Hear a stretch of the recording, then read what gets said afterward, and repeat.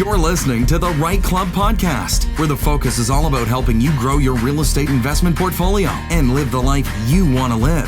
Come grow with us and join our community at thereiteclub.com. And now your hosts, Sarah Larby and Alfonso Salemi. So a VTB stands for vendor take back, obviously. So the standard would be, I'll give you a kind of a quasi real life that we just did. The seller owned the property and did a private deal with my client, the purchaser, for $600,000.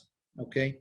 And then there is no mortgage. So when I said you have to find one, the person that owns the property generally has to own it free and clear in order to be able to do a VTB. Not always, but generally that's when a VTB shows up. So in that particular recent example, my client put down $200,000 and took a VTB, which is the vendor take back. So they have to pay the seller, who still has an interest in the property, the monthly payments, and it's a 2-year term at a set interest rate. Okay. The great advantage to the seller is that they don't give up control of the property. So example, if my client doesn't pay and defaults, guess who gets the property back? Plus they kept the $200,000 down payment. So there's very little risk for the person that holds the VTB. Why I'm mentioning this is that from the person who's buying using the VTB, you can usually negotiate down your interest rate because it's fully secured, if you follow what I'm saying.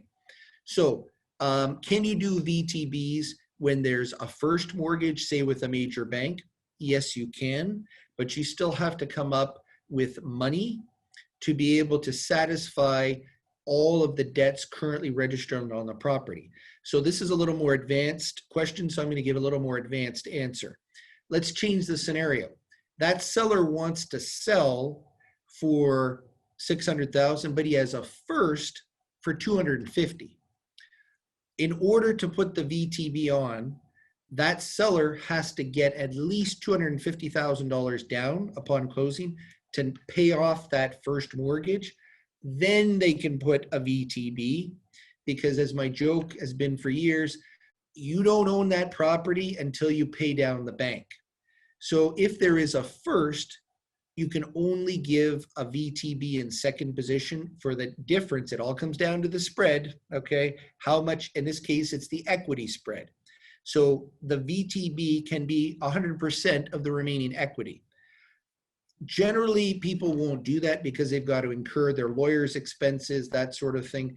And it all comes down to LTV, which is loan to value ratio. And most, even with VTBs, they want a little bit of a spread between what the property is worth.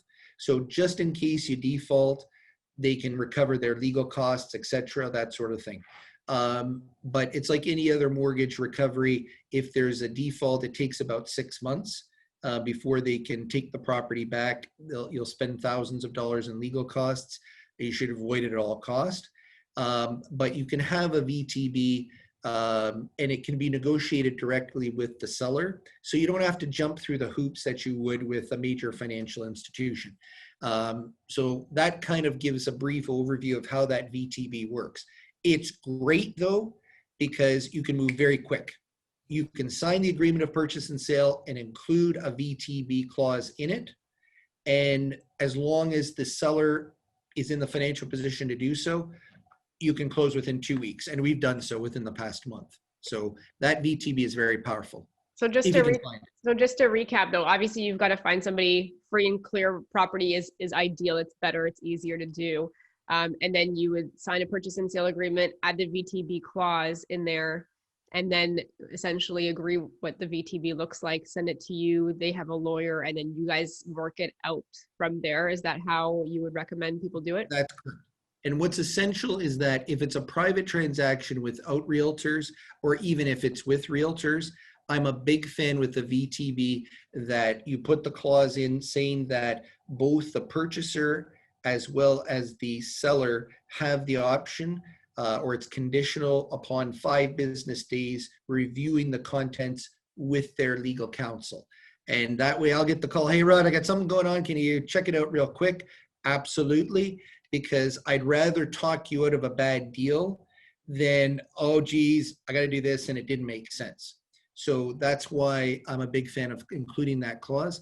And there has to be on both sides. I say, if you're considering doing a VTB, which some of our listeners might be, then in my opinion, also review it with your legal counsel to make sure that you understand absolutely how this is going to play out, because there's a lot of work that needs to be done for the holder of that VTB, which is the seller, and the purchaser has to make sure they can qualify, or I shouldn't say qualify, but they can afford paying that VTB cost.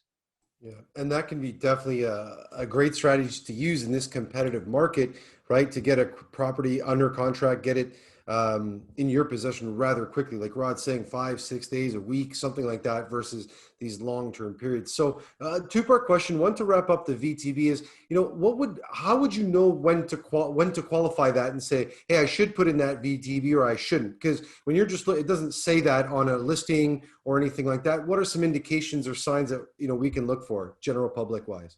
Yeah, I mean, what I would say is that just ask the question, ask the realtor. Okay. Hey, do they have paper, as the expression goes, or mortgage registered on title? Okay. And usually if it's a realtor, that realtor should be able to know that information. Okay. Sometimes clients will ask and say, hey, we're doing this and we want to make sure that that person actually owns it. Can we pull title on the property so that we actually can create the agreement of purchase and sale and actually put a private offer in? Okay. What I would basically say, it never hurts to ask. Okay. You see VTBs a lot more in private transactions without realtors. Okay. I find just because that is generally off the market properties where people will go after it aggressively. In that respect. So the simple answer to that question is ask. Okay. Love it. It doesn't hurt. Like if you come to offer to me, 8% VTB fully secured, I'll take that. Interest only. Oh yeah, sure. Take your time. How about you take 20 years paying me 8%? Okay. I'm good with that right now. Okay. Yeah. Absolutely. And the second part of that is just, as we're recording this, as you mentioned, it's a super competitive supply and demand, not a lot of inventory, a lot of people going out there, but still a lot of people finding success and to find those properties. What are some quick, some tips or strategies on, is there a clause? Is there something that we can put in those agreements of purchase and sale that makes that offer more attractive to that seller, that makes them want to work with us versus the other tens of dozens of offers that they're getting? Yeah. What I would tell you is that it comes down to, ultimately, I keep saying the spread, but it's what's the rate of return on investment? Okay. So example, if I sell the property free and clear, I get 600 grand. I got 600 grand. What am I going to do with it? If I put it in my bank account, okay, I get a lousy 0.25%. Okay. So I'm losing because inflation is still 2%. Okay. So if Alfonso comes to me and says, hey, how about that 8%? I'll put $200,000 down. No offense to Alfonso, but the nuclear option, if he drops dead, I get the property back and I kept his money. So in that respect, I'm looking and going, that's very attractive. Okay. So does the title stay with the VTB and the seller then? No. What happens is it goes to the purchaser, but there is a mortgage registered against title to the property. So we hate to pick on Alfonso, but if he drops dead, then I get to essentially take over that property unless his estate wants to deal with it accordingly. Okay. So there's no risk. He can't abscond with the property, can't sell it without paying me out. So that's, if you follow my example, in that $600,000 that I keep focusing on, a $400,000 VTB first mortgage at 8% interest only means I'm making, if my math is correct, $32,000 a year for doing nothing. Okay. Just, I'm owning the property. And you don't get the tax hit. Exactly. Okay. In that respect. Now, do I lose out on the equity increase? Well, that's why Alfonso's doing it. okay? But I can sit back and let Alfonso worry if the furnace goes, okay? Or if there's a problem with the tenant, okay? Etc. I just sit back and collect the monthly return on that particular mortgage, and easy peasy is the only way I can describe it. It's the best type of investing as far as I'm concerned. Zero risk.